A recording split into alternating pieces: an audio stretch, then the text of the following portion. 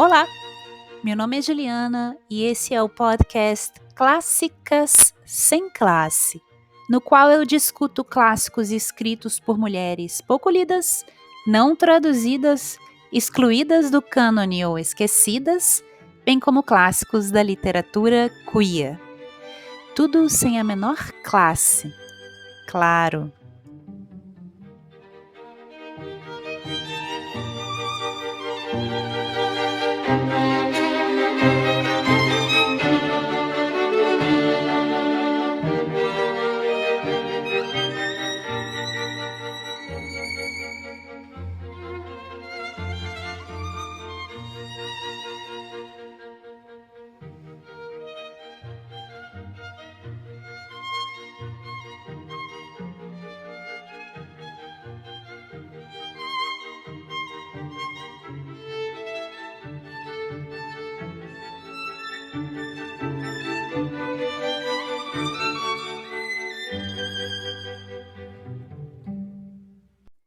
No episódio anterior, eu falei sobre a escritora afro-estadunidense Nella Larsen e sobre seus romances Quicksand, de 1928, e Passing, de 1929.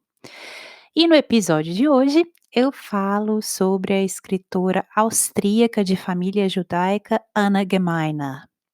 Mas antes, eu gostaria de agradecer a todos que têm comentado e mandado mensagens sobre o podcast e especialmente a Camila, do perfil Viajando, e a Priscila Menezes, do perfil Lotta Hila, e a todos que compartilharam o último episódio do podcast nas redes sociais e, em especial, ao Voney Fernandes, de perfil de mesmo nome, a Ana, do podcast Anatomia do Livro, Susan, do perfil Aquela que Tudo Lê, e Ana Cláudia Aimoré, do perfil Primeira Pessoa, que compartilharam o podcast no Instagram.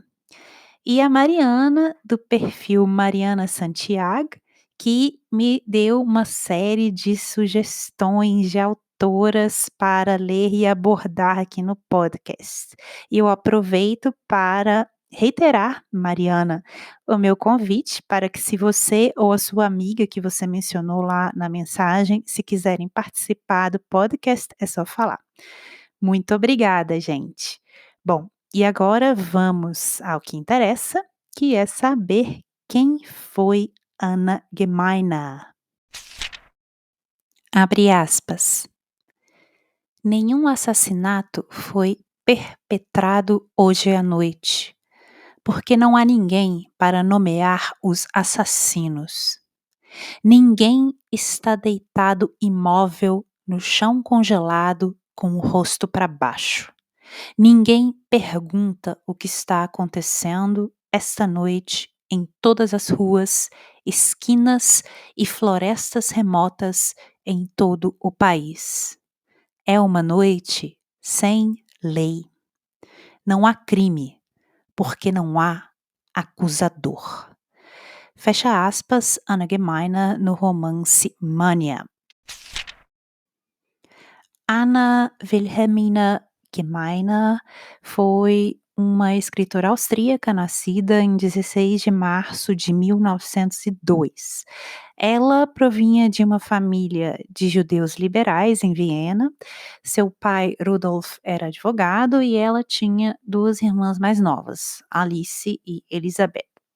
As três meninas foram educadas em casa pela mãe Luísa e com a família também morava a tia de Ana, a Elsa Vaniek, uma das primeiras mulheres a obter um doutorado em Química e Biologia na Universidade de Viena. E a Elsa é mãe do físico Friedrich Georg Hautermans, que só a vida do Hautermans já dá aí um outro episódio do podcast, muito interessante.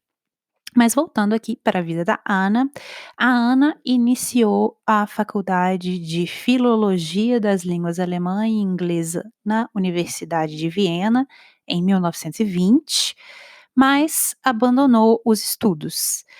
Lá na universidade, ela conheceu o estudante de biologia Bertold Paul Wiesner e, contra a vontade da família, que se opunha ao relacionamento pelo fato de que o Bertold não dispunha de meios para sustentar o casal, mesmo contra a vontade da família, Anna e Bertold se casam em 1924 e 24 e se mudam para Berlim. Em 1925, Anna dá à luz a uma menina, Eva Maria Charlotte Michelle Wiesner, que depois vai se tornar uma escritora também. A Ana começa a lecionar em uma escola primária e a publicar artigos em jornais para complementar o orçamento da família, que continua precário. Em 1926, a família se muda para a Escócia após o marido de Ana ter conseguido um emprego como pesquisador na Universidade de Edimburgo. Lá, a Ana vivencia o período da greve dos trabalhadores das minas, que ocorre naquele ano de 1926. E essa experiência vai ser importante, porque ela vai escrever sobre essa experiência. Ela vai até as minas para observar as condições de vida, de trabalho dos trabalhadores e das famílias desses trabalhadores, e posteriormente ela escreve uma peça de teatro a respeito dessa greve dos trabalhadores das minas na Escócia. A peça se chama Heer ohne Helden, Exército Sem Heróis, e viria a estrear mais tarde, em 27 de outubro de 1929, em Dresden, e posteriormente, em janeiro de 1930, em Berlim. A Ana vai se separar de seu marido em 1928 e então se muda para Berlim com a filha pequena, onde passa a escrever peças de teatro. Em 1929, estreia a sua primeira peça, que é uma peça infantil, Der große und der kleine Klaus, o grande e pequeno Klaus, e no mesmo ano estreia a peça Exército Sem Heróis. Ana passa a frequentar os círculos artísticos em Berlim e conhece uma série de intelectuais que viviam ali, entre outros, os diretores Bertolt Brecht e Erwin Piscator. Em Berlim, ela também trabalha como jornalista e passa a estudar a condição de vida dos trabalhadores de fábrica na cidade, o que a leva, então, a escrever uma outra peça intitulada Zehn am Fließband, 10 na linha de montagem, que viria a ser produzida em 1932. No mesmo ano, Anna obtém sucesso de crítica com uma outra peça, uma peça satírica, Automatenbuffet, buffet de máquina automática, essas máquinas de pegar refrigerante, chiclete e tal. Essa peça vem a ser encenada em Zurique, em 1933, com a atriz Therese Giehse no papel principal. Therese era uma atriz judia que fez muito sucesso em Munique. Ela era amiga dos filhos do Thomas Mann e foi amante da filha do Thomas Mann, Erika Mann. Elas tiveram um relacionamento por muito tempo. E a Therese também compôs o grupo de teatro da Erika Mann, que era um grupo explicitamente antifascista e que foi perseguido pelos nazistas após 33. Mas voltando aqui à Ana, com a tomada do poder pelos nazistas em 1933, Gemeiner se mudou para Paris, onde trabalhou com Bertolt Brecht e também trabalhou em roteiros de vários projetos de filme do diretor Georg Wilhelm Pabst, que é o diretor, entre outros, do filme A Caixa de Pandora, filmaço aí clássico de 1929 com a Louise Brooks no papel principal, um clássico aí da era de ouro da República de Weimar. Vocês estão vendo que nesse episódio eu tô fazendo muitas digressões, mas é porque eu gosto muito desse período cultural da República de Weimar. E a Anna Gemeiner, ela esteve em contato com pessoas-chave ali desse período, né. Em 1933, como não poderia deixar de ser, a obra de Gemeiner foi proibida na Alemanha. A filha de Anna, Eva, ficara em Viena e, naquele mesmo ano de 33, se mudou para Edimburgo com o pai. Então, a mãe ficou em Paris, a filha primeiro ficou em Viena, depois foi para Edimburgo com o pai, eles estavam já separados. Inclusive esse, primeiro marido da Ana tem até um caso que recentemente, há uns 8 anos mais ou menos, saiu na imprensa, porque ele se estabeleceu no Reino Unido, depois se casou com uma mulher lá, e ele de lá, uma outra cientista, bióloga, e ele se dedicava a pesquisa sobre fertilidade, fertilização artificial e gravidez. E recentemente se descobriu que na clínica dele, uma clínica que ele mantinha com a segunda esposa, que ele casou lá, eh, cerca de 600 a 1.000 crianças foram geradas com o esperma dele.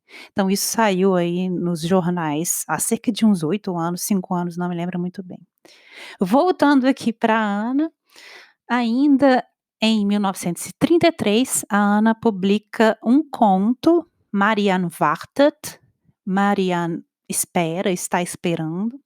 Esse conto foi publicado na revista austríaca Moderne Welt e, em 1934, esse mesmo conto foi publicado no Pariser Tageblatt. Em Paris, Ana conhece o filósofo de religião, teólogo russo Jacob Yasha Mordor, e os dois se casam. Mordor tinha passaporte britânico, na época isso valia ouro, principalmente para as pessoas de origem judia, e os dois então fogem de Paris a tempo e se mudam para Londres, na primavera de 1935.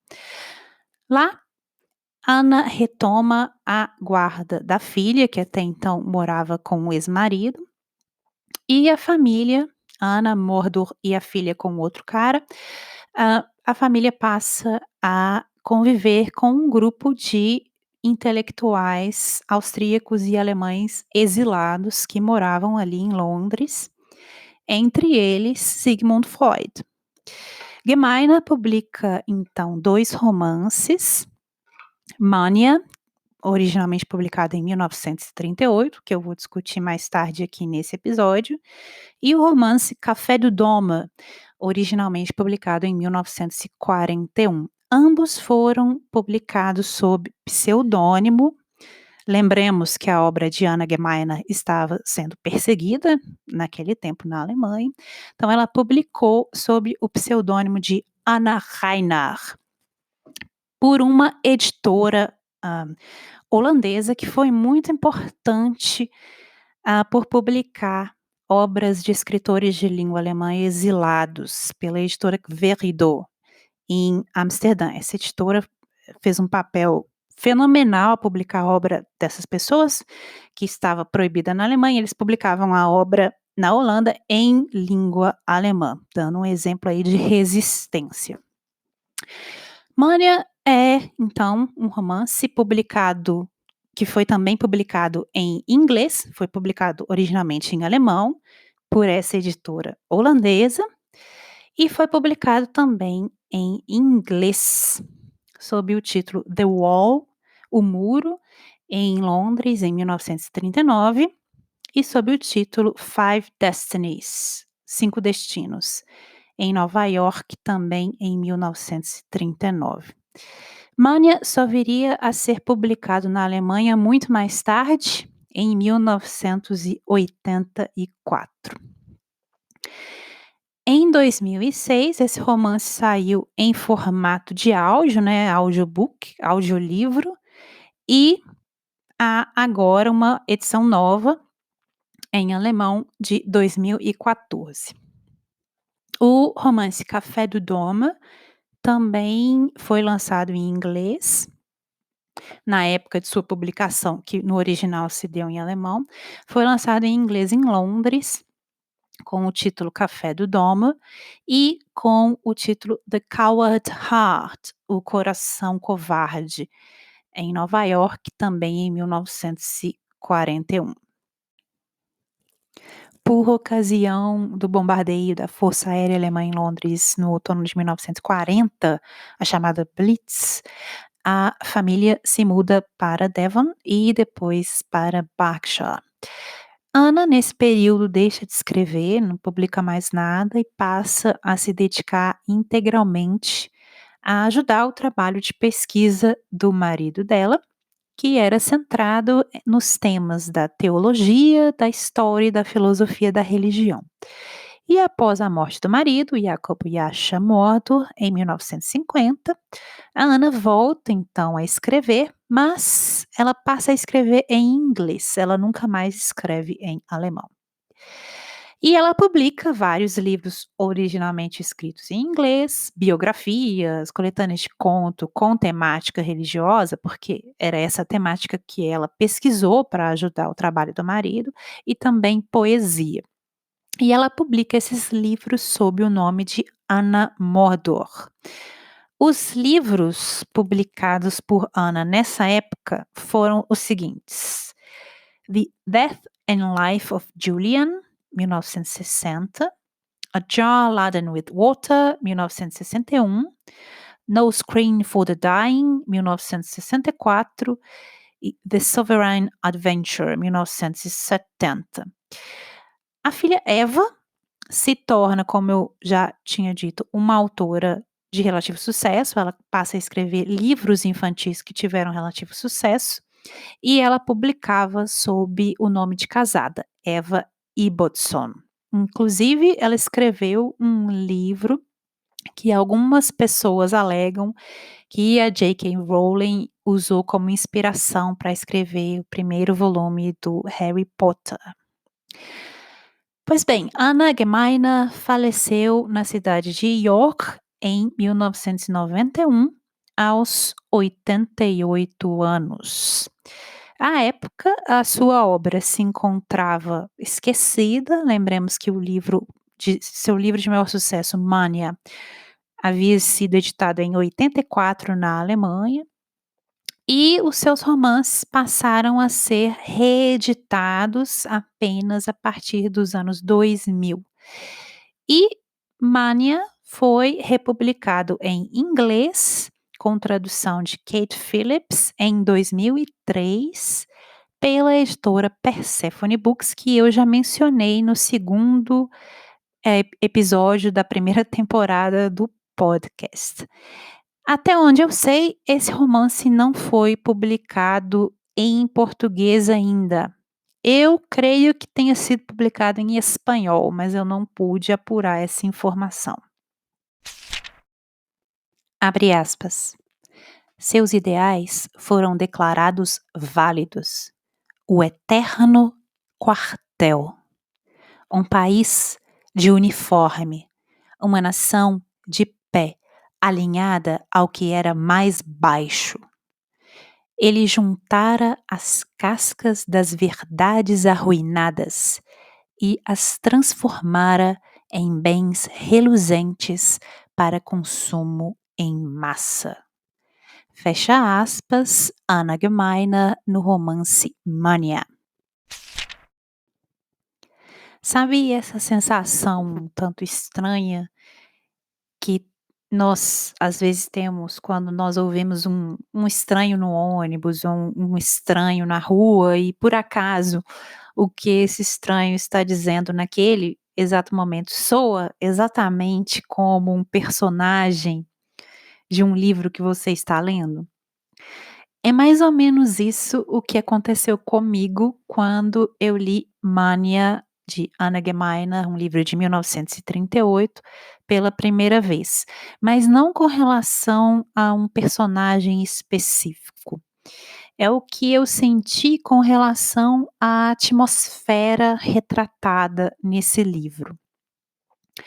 O romance tenta transmitir as muitas maneiras, por vezes triviais, pequenas, pelas quais a ascensão do nazismo nas décadas de 1920 e 1930 afetou a vida de um grupo de 5 crianças e suas famílias.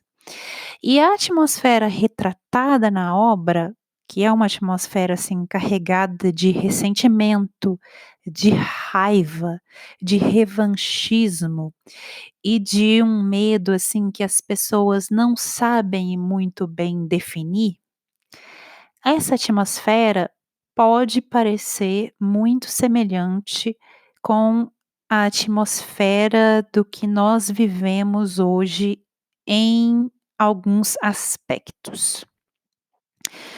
Ao descrever sobre o sentido de algo irrecuperável, tem uma escritora de que eu gosto muito, que colocou isso em palavras que para mim são perfeitas, que é a escritora Ilse Aichinger, uma outra escritora judia austríaca, que ao tentar descrever esse sentido de algo que se perdeu e que é irrecuperável, ela diz, abre aspas: "A distância até as lojas da esquina da infância se torna insondável, incomensurável. As barras de chocolate mudaram e a mudança mudou", fecha aspas. E é esse sentido de algo irrecuperável, de uma mudança que mudou sem que as pessoas de todo percebessem, é um sentimento que atravessa esse livro da Anna Gemeiner e que atravessa também o nosso tempo. O livro começa no ponto exato em que a história nele retratada vai terminar, em um capítulo intitulado O Fim como um Começo. Nós estamos então em 1933 e os nazistas chegaram ao poder. Um grupo de crianças se encontra pela última vez nas ruínas de uma casa às margens de um rio e elas chamam essas ruínas de nosso muro, nossa parede. Nós ainda não sabemos o que aconteceu, mas nós temos a sensação de que essas crianças perderam algo e que elas nunca mais vão se encontrar ali, naquele muro que elas chamam de nosso, delas. Eles nunca voltarão ao lugar onde compartilharam essa infância. E, nesse sentido, essa cena tem uma sensação de perda de inocência.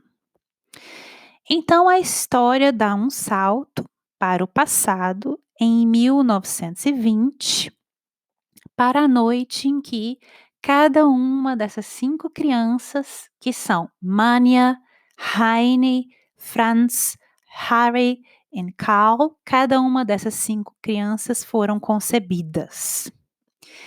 Nesse ponto, a Alemanha da República de Weimar está em polvorosa, está lutando aí para se recuperar da derrota do país na Primeira Guerra Mundial, e muitos sentem que há uma humilhação coletiva por causa do Tratado de Versalhes assinado no ano anterior. E nós temos então a cena em que cada uma das 5 crianças foram concebidas. E cada cena de concepção vai nos dar uma visão geral das circunstâncias econômicas e ideológicas de cada uma dessas 5 famílias. E essa cena também vai nos dar um vislumbre do caráter de cada criança e mais do que vai acontecer no futuro com cada uma dessas crianças. E aqui eu vou citar um trecho do livro, abre aspas. Todos tinham rostos rosados, com cabelos ralos e em sua maioria escuros, que cairiam mais tarde e depois cresceriam, cachos claros ou cabelos pretos lisos. Quanto do que eles seriam já estava ali, dentro deles? Quanto do que eles experimentariam mais tarde já nascera com eles? Fecha aspas. Na primeira cena de concepção, nós temos a personagem Hannah, que está esperando o retorno do seu noivo, Ernst, que havia servido na guerra. Na segunda cena, nós temos o personagem Hartung, que se sente ali perturbado ao ver seu reflexo nos espelhos ao redor, no momento em que, justamente no momento em que a esposa dele está entrando no quarto, como se ele se sentisse preso no momento exato em que ele não quer ver o rosto dele, ele quer escapar daquela situação, quer escapar do rosto dele, do passado e de si mesmo. E essa cena é seguida então por uma noite de núpcias mecânica e fria. Na terceira cena, nós temos o personagem Anton Meissner, que estupra a sua esposa Frida. Na quarta cena, nós temos o personagem Müller, que acaba de ser demitido do trabalho e volta para casa tarde para contar à esposa esse fato. Ele se sente com raiva e humilhado. E por fim, na quinta cena, nós temos a personagem Lea, que passa a noite com um estranho, um desconhecido. Eles se encontram por acaso naquela noite e passam a noite juntos. E os dois vivem aquele momento como se fosse uma espécie de trégua dos anos que eles tinham passado, anos difíceis que eles tinham passado anteriormente. E mais tarde, nessa mesma noite, esse homem que passou a noite com Leia, vai se suicidar e ela vai ficar grávida. As descrições de cada uma dessas 5 cenas, elas são bastante minuciosas, bastante sensoriais, vívidas e às vezes até sexualmente gráficas e violentas, como é o caso da cena do estupro, por exemplo. E cada uma dessas cenas vai dar origem a uma criança. Desde o início, a autora Anna Gemeiner encerra a história dentro da turbulência econômica e política na Alemanha da época. À medida que a vida e a personalidade de cada criança vai se desdobrando, nós também seguimos uma outra forma de desdobramento, de desenvolvimento, que é o do início e da ascensão do regime nazista na Alemanha. Começa então em segundo plano como uma maldição quase inaudível, como uma camada invisível de frustrações reprimidas, começa uma mudança de humor que é evocada aqui e ali na história. Há também um crescente antissemitismo, como que à espreita ali nas fendas das interações cotidianas e que depois começa a crescer, inicialmente de forma lenta, mas perceptível, à medida que o poder muda de mãos. Como se fosse um movimento de um concerto. Inicialmente, aquele antissemitismo, aquela violência não era percebida como algo diferente do movimento anterior desse concerto. Em seguida, de forma surpreendente, nós temos essa violência e esse antissemitismo mais visíveis. Depois, nós temos isso assimilado e normalizado. E ao final, ao ritmo aí da marcha das botas da juventude hitlerista, do lado de fora das janelas desses personagens, nós temos a legitimação da violência aberta e sua ascensão já inexorável. O primeiro terço aí do romance é, para mim, a parte mais forte da história, porque a autora vai tomar o tempo para descrever minuciosamente as muitas maneiras pelas quais a Primeira Guerra Mundial e a depressão moldaram a mentalidade e as alianças ideológicas de cada uma das 5 famílias representadas na história. Durante, por exemplo, a alta inflação dos anos da depressão, a personagem Frida Meissner, que é a mãe da criança Franz, culpa a todo momento os vizinhos, que são judeus prósperos, ela os culpa pelas dificuldades que ela enfrenta para sobreviver e pela humilhação que ela vê que ela pensa que o país sofreu após a guerra. Então ela projeta suas frustrações nesses vizinhos e ela os chama de, abre aspas, "a escória, tomando banho de champanhe", fecha aspas, a todo tempo.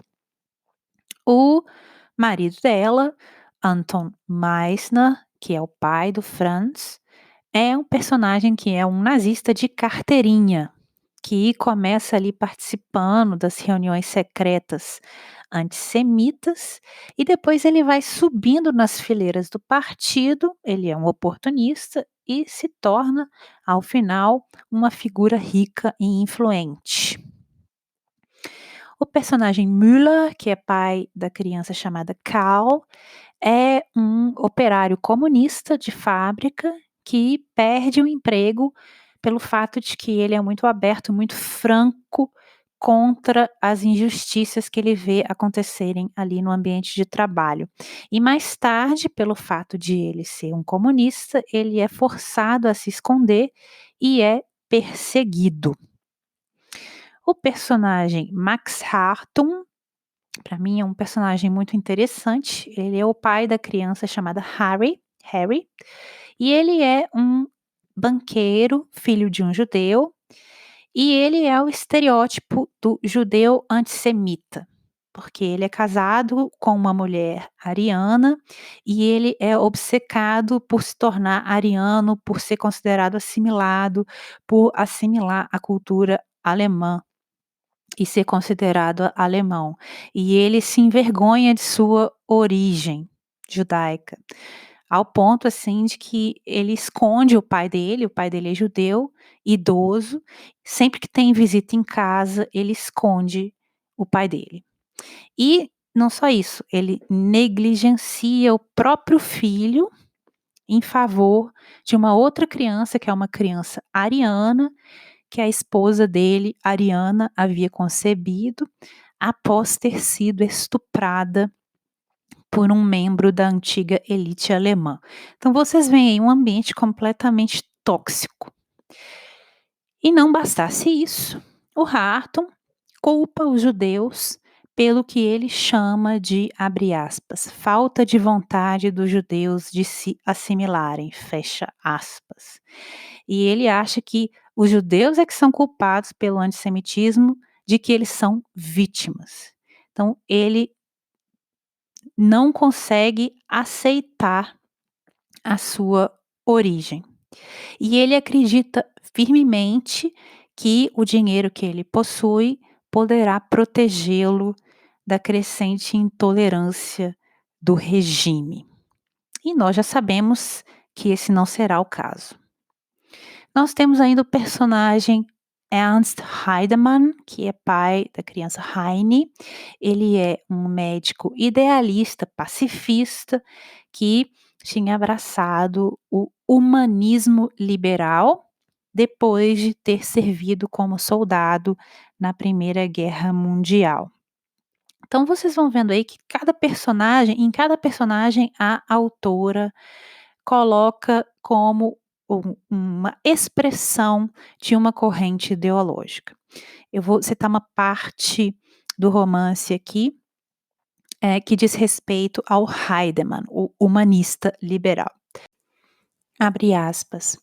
Depois da guerra, quando chegamos em casa, pensei que o que havíamos passado estava para sempre terminado e não voltaria, que duraria para sempre, como um incêndio que destruiu parte do mundo.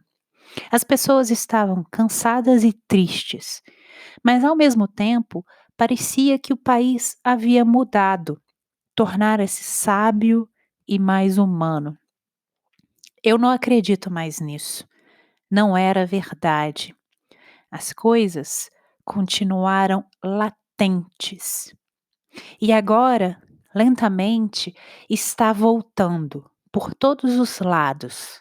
Agora, vozes que ficaram em silêncio por um tempo estão sendo ouvidas novamente, como terríveis trombetas congeladas, tocando melodias horríveis. Fecha aspas. A mudança mudou. Por fim, nós temos o personagem Goldstaub, que é o pai da garota Mania, que dá o título ao livro. Ele é um compositor judeu da Polônia, que inclusive passou por pogroms quando era criança, sobreviveu. Ele conhece a Leia em um show, em uma noite, mas quando isso acontece, ele já está completamente dominado pela depressão. Como eu já mencionei, a Leia e ele ficam juntos essa noite. Mania é concebida nessa noite e o David se suicida logo depois. A partir de então, a Leia, que também é judia, começa uma trajetória aí descendente de pobreza, de discriminação, de alcoolismo, de negligência e de prostituição. Bom, vocês já podem ter uma ideia, esse é um romance bastante sombrio, em que a autora Anna Gemeiner faz uso de personagens para representar correntes de pensamento. E aí ela coloca esses personagens em interação, como quem coloca as ideias em um argumento, em um debate. Esse é, portanto, um romance, de certa forma, de ideias. E é um romance também permeado por alegorias. É um gênero, né, que floresce particularmente sob regimes ditatoriais, nos quais a censura força o autor a recorrer à alegoria como forma de expressão de ideias de maneira oblíqua, né, como se escrevesse em código. Entendedores entenderão, como se fosse uma sala de espelhos distorcidos.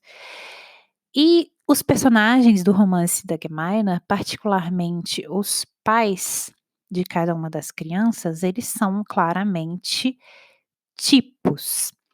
Cada família representa aí uma das principais vertentes sociais e políticas da época na Alemanha. E esse artifício, ele é tornado transparente desde o início pela autora, desde o início. Quem tem uma noção da história do período vai identificar claramente que cada um dos personagens é um tipo que representa cada uma dessas correntes. E apenas esse artifício apenas atrapalha o livro, na minha opinião, no final, no último terço do livro, porque nesse último terço nós vamos ter um emaranhado aí de ideias éticas, políticas, existenciais muito complexas, que são transmitidas às vezes pela boca de crianças de 12 anos. Então, nesse final é que começa realmente a ficar artificial, essa característica do livro, apenas no último terço. Mas na maior parte do livro, esse artifício, ele é superado, a gente nem não é algo que incomode, por causa da maneira vívida em que as interações entre os personagens, as tensões humanas são retratadas ali. A escrita é, para mim, é o ponto forte do livro. Ela é bastante sensorial e frequentemente parece que a gente está lendo realmente uma peça de teatro. Dá para perceber que ela foi realmente escritora de peças de teatro e com isso se tornou famosa.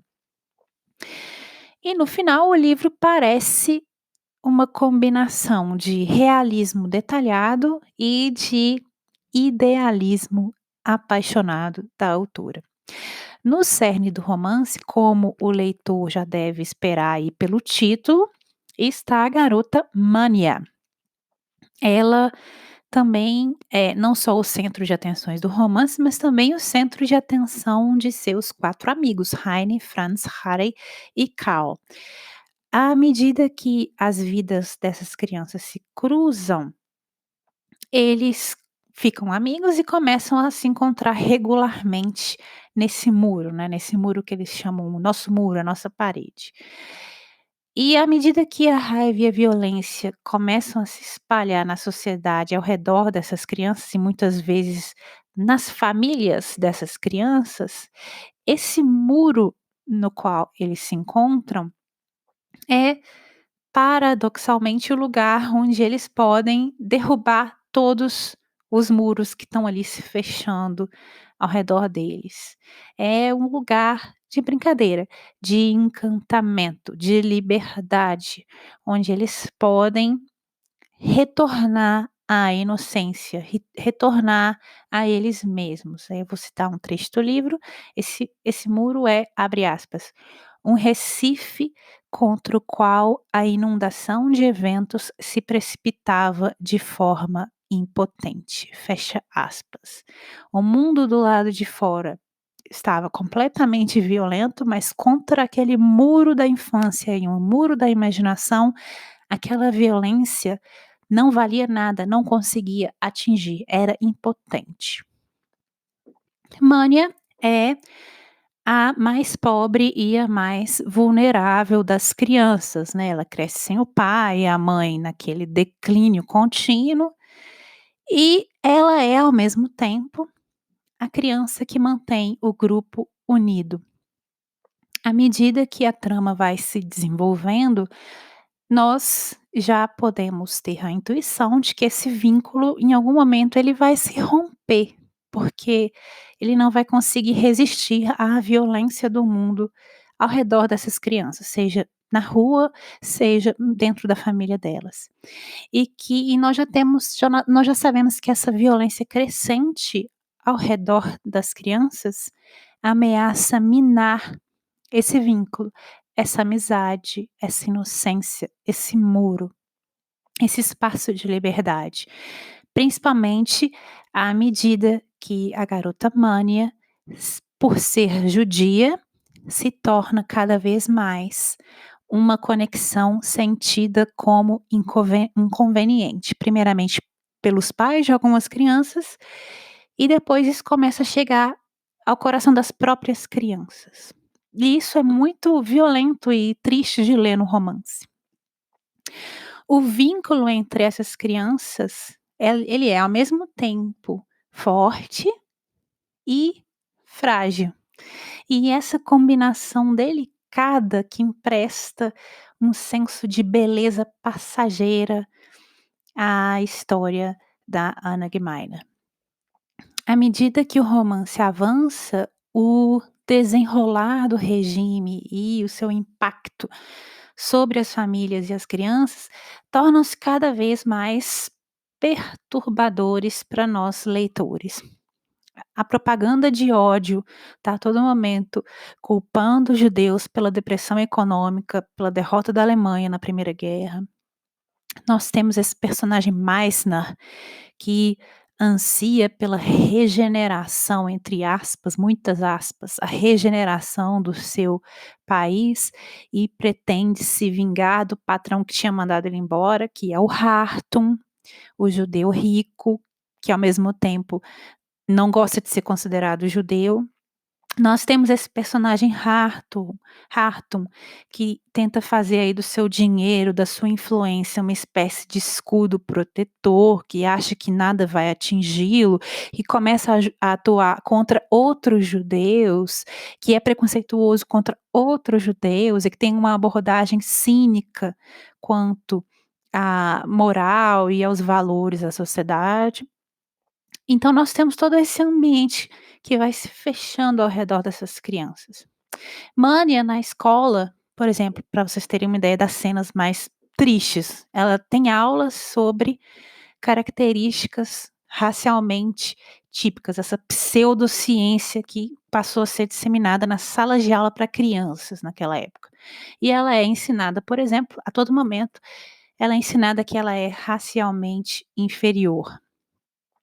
E nessa linha, ela é forçada, por exemplo, a se separar dos colegas considerados arianos, de se sentar no fundo da sala, no chamado banco judeu. Os professores e alguns colegas dizem a ela que ela não pode se casar, por exemplo, com um coleguinha ariano Heine, porque isso, abre aspas, estragaria a herança genética, fecha aspas, dele. Ela e o Harry passam a sofrer bullying dos colegas, as crianças naquele momento são obrigadas a aprender músicas que a gente hoje lê as letras, a gente pensa: "Gente, que é isso? Que esses adultos tinham na cabeça de deixar esse tipo de música, de ensinar esse tipo de música para essas crianças?", músicas aterrorizantes, como por exemplo, vou ler aqui um verso. Isso tudo é explícito no livro. E aí a Mânia tem que aprender esse tipo de música. Vou ler aqui o verso, abre aspas. O sangue dos judeus jorrando da faca nos faz sentir especialmente bem, fecha aspas. Um bando de crianças cantando isso. É chocante. E nesse ponto, o romance, ele me lembrou um outro livro muito importante, um livro de não ficção, publicado pela filha do Thomas Mann, Erika Mann, e esse livro foi publicado originalmente em inglês, porque na época ela já estava no exílio. O livro foi publicado em 1938, que é o livro School for Barbarians: Education Under the Nazis. Escola para Bárbaros, né, Educação sob os nazistas. Que é um livro no qual ela vai descrevendo o que se passava na sala de aula e fora da sala de aula nessa época, e é realmente chocante. E esse livro da Mania, que é ficcional, bate muito bem com esse livro de não ficção, da Erika Mann. Bom, em meio a tudo isso, a atmosfera em que há as interações no livro também é marcada por violência. A todo momento nós temos os jovens de camisa marrom cumprimentando-se aí com o Heil Hitler. As empresas, judaicas sofrem boicote, os bons professores são forçados a se submeter ou então perdem os empregos, e aí os oportunistas, as pessoas que não têm nenhum talento, é que começam a subir na carreira. Os crimes cometidos contra os judeus são considerados aí fora da lei, são aceitos, enfim. Tudo isso é retratado nesse romance, e a autora mostra de maneira minuciosa como o que era antes considerado comportamento absolutamente inaceitável, lentamente vai sendo normalizado. Ela mostra como os valores até então considerados importantes passam a ser vistos com cinismo, ou então descartados como se fossem elitistas e vazios. E ela mostra como a perseguição dos judeus se torna uma política pública. E o fato de a autora fazer isso na perspectiva de 5 crianças contribui para tornar a atmosfera do romance ainda mais perturbadora. Esse artifício de usar crianças para contar histórias violentas, ele é muito usado, e é difícil achar um autor que não abuse desse artifício de modo a tornar artificial. Eu acho que a Anna Gmeiner fez a coisa muito bem aqui. Ela não abusa, eh, das cenas de violência vistas sob perspectiva da criança, ela não abusa desse artifício para emocionar o leitor, E como eu disse, só no terço final do livro é que eu acho que esse aspecto de colocar ideias muito complexas na boca de crianças conversando é que é meio estranho, né. Mas no resto do livro eu acho que ela usa muito bem esse artifício. Bom, dito tudo isso, eu volto ao tópico em que eu comecei essa resenha, né, áudio resenha, não sei como chamar isso, que é o tópico da atmosfera. Raiva, ressentimento, um ressentimento aliado a um desejo aí de regeneração, sabe-se lá o que é isso, ou de restauração de uma era de ouro considerada perdida. Uma atmosfera de violência verbal e física contra pessoas identificadas como inimigas. Uma atmosfera em que para alguns há uma sensação de estarem acima da lei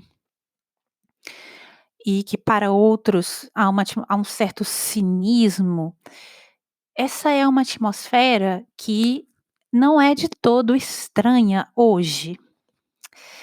E são elementos que levaram a algo que nunca deveria ter acontecido. Todos esses elementos presentes nessa atmosfera do livro que nós podemos identificar hoje, eles conduziram a uma situação real inimaginável e que nunca deveria ter acontecido. Uma situação para a qual nós não tínhamos uma palavra antes. Algo cuja dimensão e absurdo nós até hoje temos dificuldade de conceber e de apreender. E nós estamos vivendo sob essa atmosfera sem querermos realmente acreditar que esse algo que aconteceu e que nunca deveria ter acontecido esteja no horizonte das nossas possibilidades. Mas esse algo que é tão absurdo que nunca deveria ter acontecido, efetivamente aconteceu. De tudo isso, ele é o mais real que existe. E por isso, deve ser concebido como algo no horizonte das nossas possibilidades. E a gente tem que ficar com medo disso, realmente, e atentos. E são frágeis as ferramentas que nós temos contra a imensidão daquilo que nunca deveria ter acontecido. E resta saber se nós podemos nos dar ao luxo de ver essas ferramentas com cinismo ou descartá-las como ingênuas ou banais. Se nós podemos mesmo nos dar ao luxo de nos sentirmos orgulhosos do que pode já ter começado a ser feito em nosso nome. Será que nós podemos nos sentir orgulhosos do que no fundo talvez não passe da nossa falta de convicção verdadeira?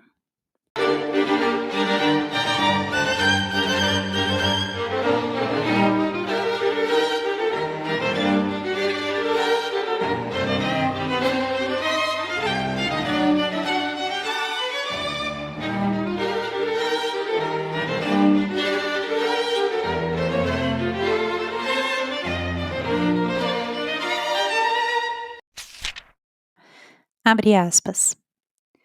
Eu prometo a você que tudo isso vai acabar, disse Heine.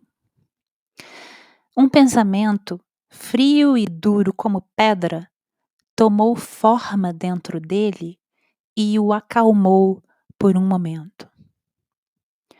Antes, eles não ousavam fazê-lo. Agora, eles ousam, e isso é tudo, disse Mania.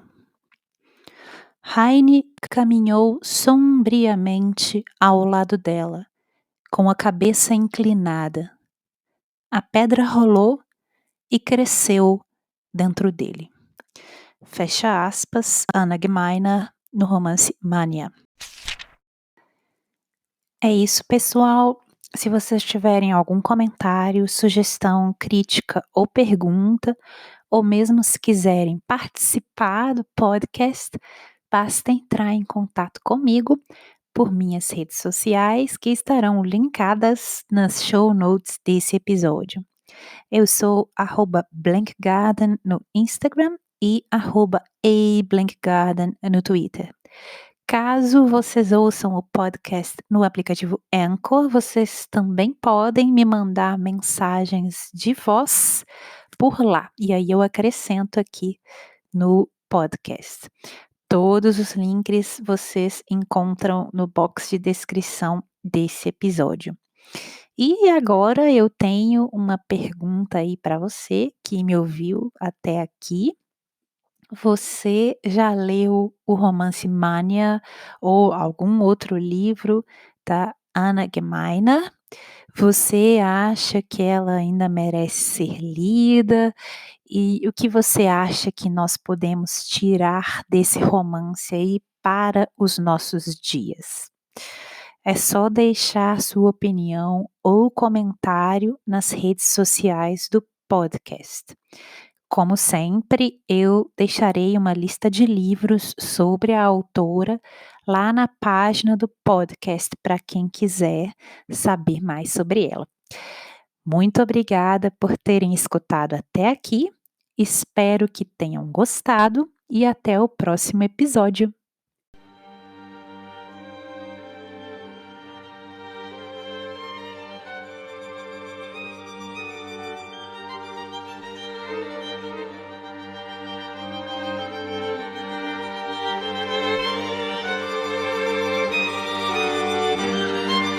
Esse episódio foi escrito, produzido e apresentado por Juliana Brina em março de 2020. A música tema foi baseada na peça Der Tod und das Mädchen, A Morte e a Donzela, composta em 1817 por Franz Schubert e executada pelo Alban Berg Quartet.